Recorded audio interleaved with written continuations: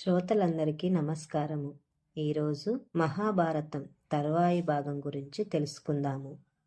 అలా రాజ్యం చేస్తున్న కాలంలో బ్రహ్మ సమానుడు పుణ్యశాలి అయిన ఉదంకుడనే మహర్షి పైల మహర్షి వద్ద శుశ్రూష చేస్తూ అనిమాది అష్టసిద్ధులు సంపాదించాడు. సమస్త విద్యలు అభ్యసించాడు. విద్య పరిపూర్తి అయింది. ఆశ్రమం విడిచి వెళ్ళడానికి ముందు గురువుగారికి గురుదక్షిణ సమర్పించాలనుకున్నాడు. గురుపత్ని పౌష్యమహారాజు భార్య కర్ణాభరణాలు తెచ్చి పెట్టమని అడిగింది. అలాగేనని పౌష్యుని రాజధానికి బయలుదేరి వెళ్ళాడు ఉదంకుడు.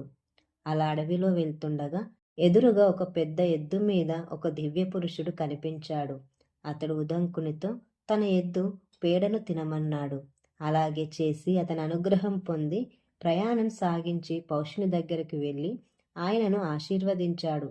అతడు కూడా ఉదంకుణ్ణి బాగా సత్కరించాడు. అప్పుడు ఉదంకుడు అన్నాడు కదా, మహారాజా, ఒకటి కోరి నీ వద్దకు వచ్చానన్నాడు. మహద్భాగ్యం, అదేమిటో చెప్పమన్నాడు మహారాజు. మరేం లేదు, నీ భార్య కుండలాలు కావాలని మా గురువుగారి భార్య కోరింది. వాటి కొరకు వచ్చానన్నాడు. దానికేం భాగ్యం, నీ అంతటి మహానుభావునికి ఇవ్వగలిగే అదృష్టం కలిగింది. నాకు ధన్యుడు అయ్యాను. నీకు అడ్డేముంది గనుక అంతఃపురంలో ఉంది నా భార్య. అక్కడకు వెళ్ళి నా మాటగా ఆమెకి చెప్పి ఇప్పించుకోవలసిందన్నాడు రాజు. అప్పుడు సంతోషించాడు ఉదంకుడు. రాణివాసానికి వెళ్ళాడు. కాని ఆమె కనిపించలేదు. వచ్చి ఆ మాటే రాజుగారితో చెప్పాడు. నీవే తెప్పించి ఇవ్వమన్నాడు. అదేమిటి, ఆమె అంతఃపురంలోనే ఉందే. కానైతే ఆమె మహాపతివ్రత, హశిచులైన వారికి ఆమె కనిపించదు. మరి నీవా మహానుభావుడివి, ముల్లోకాలు వెదికిన నీ అంతటి పవిత్రుడు మరొకడు లేడు. నిన్ను అశుచివని ఎలాగనేది? ఇది చాలా ఆశ్చర్యంగా ఉందన్నాడు పౌష్యుడు. ఓహో, అది సంగతి. త్రోవలో పేడ తిన్నాను కదా, అశోచానికి అది కారణం. అందువల్లనే మహారాణి తనకు అగుపించలేదని భావించి తూర్పుకు తిరిగి ఆచమనం గావించి రాజానుమతితో మళ్ళీ రాణివాసానికి వెళ్ళాడు. ఆమె అగుపించింది. ఇందుకోసం వచ్చానని సంగతి చెప్పాడు. ఆమె నమస్కరించి కుండలాలు తీసి ఇస్తూ ఒక మాట చెప్పింది. అయ్యా, వీటిని ఎలాగైనా చేజిక్కించుకోవాలని తక్షకుడు చాలా కాలంగా ప్రయత్నిస్తున్నాడు. వాడి బారి నుండి ఎలా కాపాడుకుంటావో జాగ్రత్త సుమా అని చెప్పి పంపించింది. అలాగేనంటూ ఆమె వద్ద సెలవు తీసుకొని రాజు దగ్గరకు వచ్చి వెళ్ళి వస్తానన్నాడు. అంతటా రాజు అదే మాట అన్నాడు. రాక రాక వచ్చి మమ్మల్ని పావనం చేసిన అతిథివి, భోజనం చేసి వెళ్ళమని బలవంతం చేశాడు. కాదనలేక అంగీకరించాడు ఉదంకుడు. భోజనం చేస్తుండగా అన్నంలో తల వెంట్రుక అగుపించింది. ఆగ్రహోదగ్రుడయ్యాడు ఉదంకుడు. అశుద్ధమైన అన్నం పెట్టావు, అంధుడవైపోతావు అన్నాడు రాజుని. అల్పదోషానికి నన్ను శపించావు, సంతానహీనుడవుతావని రాజు ఉదంకునికి ప్రతిశాపం పెట్టాడు. ఉదంకుడు వెంటనే నేను గొడ్డుమూతను కాలేను కనుక శాపం ఉపసంహరించవలసిందిగా రాజును కోరాడు. పౌష్యుడన్నాడు కదా, మహానుభావ, నీకు కోపం వచ్చింది, శాపం ఇచ్చావు. కోపం ఆపుకోలేక నేను శాపం ఇచ్చాను. కానైతే ఒకటి గమనించండి, బ్రాహ్మణుల మనసు వెన్నెలాంటిది. మాట ఇంద్రుని వజ్రఘాతం అంత కఠినంగా ఉంటుంది. క్షత్రియుల విషయంలో ఇది వ్యతిరేకం, నీకు తెలియంది కాదు. శాపాన్ని ఉపసంహరించడానికి అశక్తుణ్ణి, కాని నీకు ఆ శక్తి ఉంది. దయతో నీ శాపాన్ని ఉపశమించవలసిందిగా కోరాడు. అవును కదా అనుకున్నాడు ఉదంకుడు. సరే, అయితే నీకు తొందరలోనే శాప విముక్తి కలుగుతుందని అనుగ్రహించాడు ఉదంకుడు. ఎలాగైతే నేను గురుపత్ని కోరిక మేరకు కుండలాలు ఆమెకు ఇవ్వగలుగుతున్నాను కదా అని సంతోషించి తిరుగు ప్రయాణమయ్యాడు. అలా వెళ్తుండగా త్రోవలో ఒక సరస్సు అగుపించింది.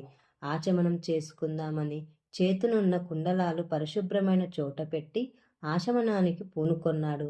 ఉదంకుని వెంట వెంటే వస్తున్నాడు తక్షకుడు.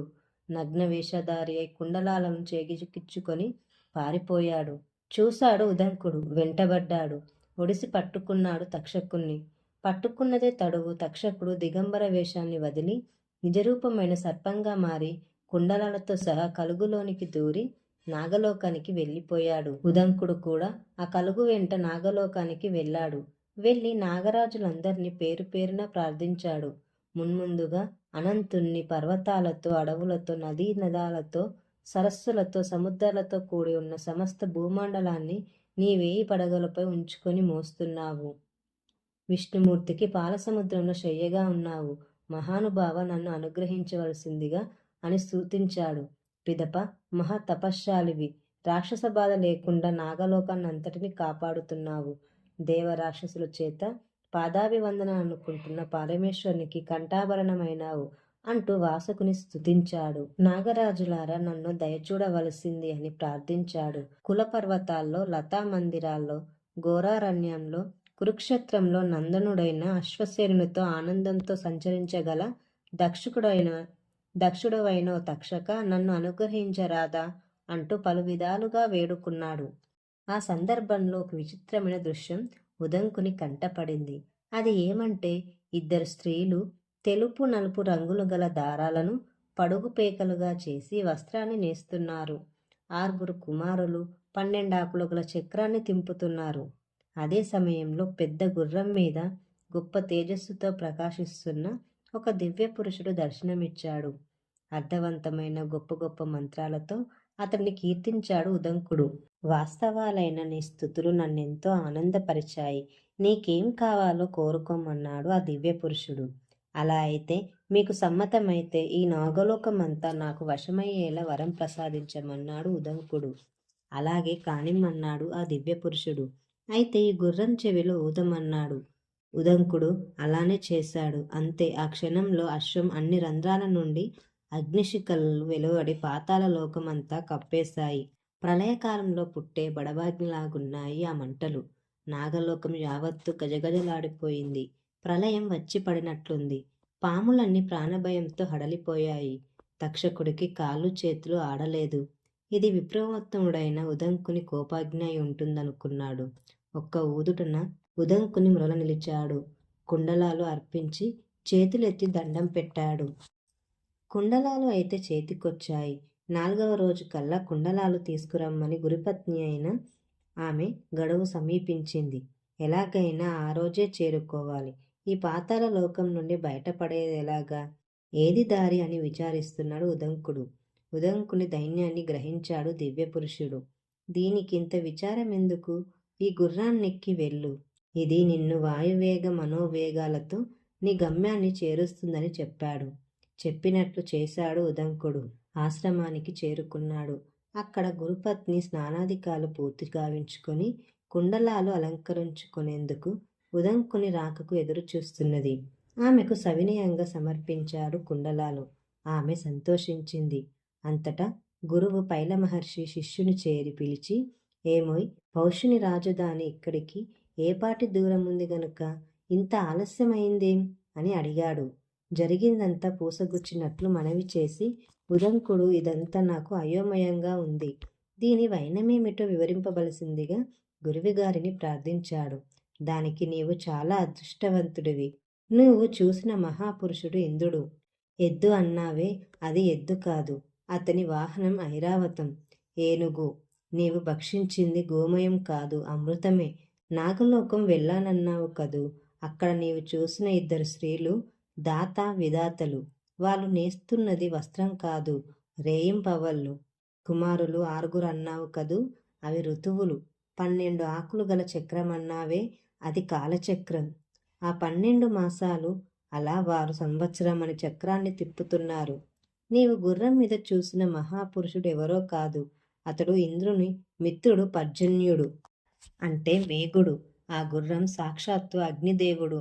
మంచిది, ఇంద్రుణ్ణి చూశావు, అమృతపానం చేశావు, అనుకున్నది సాధించావు. నాకు చాలా సంతోషంగా ఉంది. అంతేనయ్యా, గురుకార్యాన్ని నిర్వర్తించిన వారికి సమస్త పుణ్యఫలాలు సునాయాసంగా అందిరావడం అబ్బురమా? ఇక నీకు గురు రుణం తీరిపోయింది. ఇక నీవు వెళ్ళవచ్చు, సుఖంగా ఉండు. పోయి రమ్మని దీవించి పంపాడు పైలుడు ఉదంకుణ్ణి. పిదప ఉదంకుడు గొప్ప తపస్సు చేశాడు. మహానుభావుడు కానైతే తక్షకుడు తన పట్ల చేసిన అపకారం మనస్సులో శల్యంలా బాధిస్తోంది. ప్రతీకారం చేయాలనుకున్నాడు. అది నానాటికి వృద్ధి అయిందే కాని తగ్గింది కాదు. తగిన ఉపాయం ఏమిటా అని ఆలోచించాడు. తిన్నగా ఒకనాడు జనమేజయుని దగ్గరికి వెళ్ళాడు. వెళ్ళి అన్నాడు కదా, నేను గురు కార్యనిర్వహణలో ఉండగా వివేకహీనుడు కుటిల స్వభావుడైన తక్షకుడు అకారణంగా నాకు అపహారం చేశాడు. ఈ తక్షకుడే గతంలో నీ తండ్రికి అపకారం చేశాడు. నీ తండ్రి ఎలాంటివాడు? ఎంతటి ఉత్తముడు! అనేక యజ్ఞయాగాదులు చేశాడు. ప్రజానురంజకంగా రాజ్యం చేశాడు. సాక్షాత్తు మీ ముత్తాత అర్జునుడంతటి వాడు. అలాంటి మీ తండ్రిని ఒక్క బ్రాహ్మణుని మాట మీద తక్షకుడు సంహరించాడు. కనుక సర్పయాగం ద్వారా ఆ జాతినంతటిని నాశనం చేయవలసింది. జాతినంతటిని అని ఎందుకంటావేమో. కులహీనుడు ఒక్కడి వలన కులమంతా అపవిత్రమవుతుంది. అందువలన ఆ జాతినంతటిని నాశనం చేయడంలో దోషం లేదు అని ఈ విధంగా జనమేజయునిలో సర్పయాగం చేయాలనే తలంపును కలుగజేశాడు ఉదంకుడు అని ఉగ్రశ్రవసునుడు శౌనకాది మహామునులకు చెప్పాడు. అంతటా వారు ఉగ్రశ్రవణుని ఇలా అడిగారు. అయ్యా, సర్పాలంటే సామాన్యులైనవా? అతి భయంకరమైన విషాగ్ని కలవి, ఎంతో వీర్యవంతమైనవి. అవి జనమేజయుడు చేసిన యాగంలో అగ్నికి ఆహుతి కాకుండా ఎలా తప్పించుకున్నాయి? దానికి గల కారణమేమిటి అని చాలా ఆసక్తితో అడిగారు. దానికి ఉగ్రశ్రవసునుడు ఇలా చెప్పాడు. తల్లి అయిన కద్రవ శాపం చేత సర్పజాతి అగ్నికి ఆహుతైపోతుండగా భృగువంశం వాడైన రురూరుడు ఇలాగే సర్పాలను చంపుతుంటే సహస్రపాదుడనేవాడు ఎలా అడ్డుపడి మాన్మించాడు, అలాగే జరత్కార కుమారుడైన అస్తికుడు కూడా అడ్డుపడి జనమేజయుని చేత ఆ యాగం మాన్పించి సర్పాలను రక్షించాడు. ఆ కథంతా సవివరంగా చెబుతాను, శ్రద్ధగా వినండి అంటూ భృగువంశం గొప్పతనం, ఆస్తికుని చరిత్ర చెప్పడానికి పూనుకున్నాడు. దీనికి కొనసాగింపుగా భృగు వృత్తాంతము అను భాగము ఉంటుందండి మహాభారతంలో. ఈ భాగము గనుక మీకు నచ్చినట్లయితే లైక్ చేసి మరియు నా ఛానల్ని సబ్స్క్రైబ్ చేసుకోండి.